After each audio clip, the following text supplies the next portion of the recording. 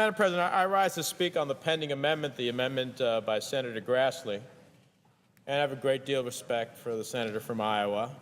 And actually, there's a series of things that I propose that are in the underlying bill that go to the heart of much of what that amendment's going to do. I would start off by saying that I agree with most of what my colleagues are proposing here. I agree that we need to have and make sure we have a stronger regulatory agencies to act as cops on the beat, and we need to make sure that those cops on the beat are doing their job.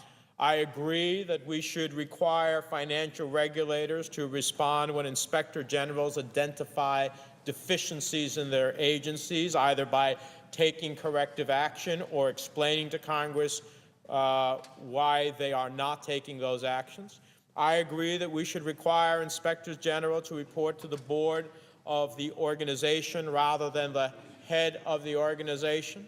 I agree that we should require publication of any negative recommendations from the Inspector General's peer review of other Inspector General's work. I also agree that Inspector General should not suffer any reduction in pay and that current Inspector Generals should keep their jobs until the new presidential appointment system that I included in the legislation kicks in. I think those are great ideas, and I've proposed them myself. But here is where we have a disagreement, and that is that this amendment takes away something that I think is incredibly important in the underlying bill. It takes away making these inspector generals at these financial institutions presidential appointments with Senate confirmation of inspector generals at financial regulatory agencies. And in place, it wants to let the heads of the agencies appoint their own inspector generals.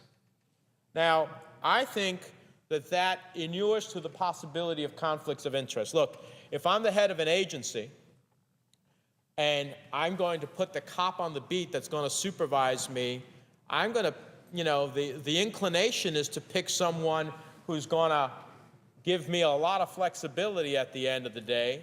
I want a robust cop on the beat.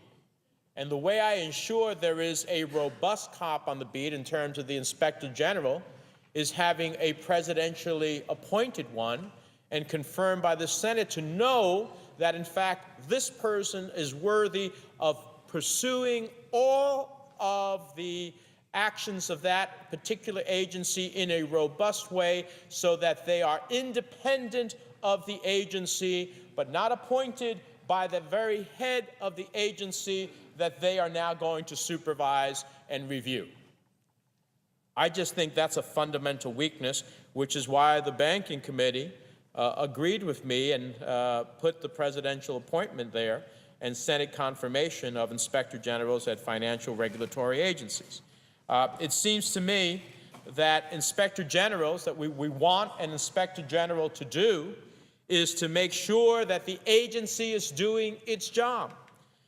And being appointed by the head of the very agency that I have to criticize, that I have to critique, that I may raise actions about, means it's a lot less likely that Inspector General is truly independent.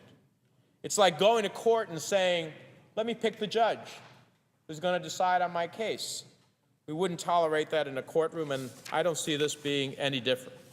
So I have so much in which I am in agreement with my distinguished colleague, as I mentioned at the beginning, all of those elements. I think we need to make sure that when an inspector general identifies deficiencies, either by taking corrective action or explaining to Congress why they're not, that needs to be responded to by the regulators. I agree that we should require inspector generals to report to the board of organization rather than the head of the organization. I agree that we should require publication of any negative recommendations from the IG's peer review of other inspector generals' work. I agree that the inspector general shouldn't suffer any reduction in pay and that those that are there should be able to keep their jobs until the new presidential appointment system kicks in.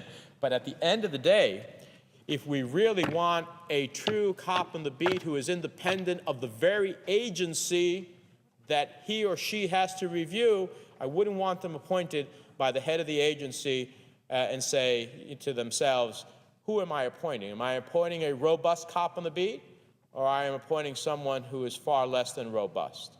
You know, we have forum shopping in the courts. We want to try, lawyers try to pick the best judge from their perspective as who can best look at their case. I got to be honest with you. I don't think we should be having agency heads pick the IG and looking at who's going to treat them the most lightly. That's really what fundamentally is at stake here. The underlying bill permits for presidentially appointed, Senate confirmed.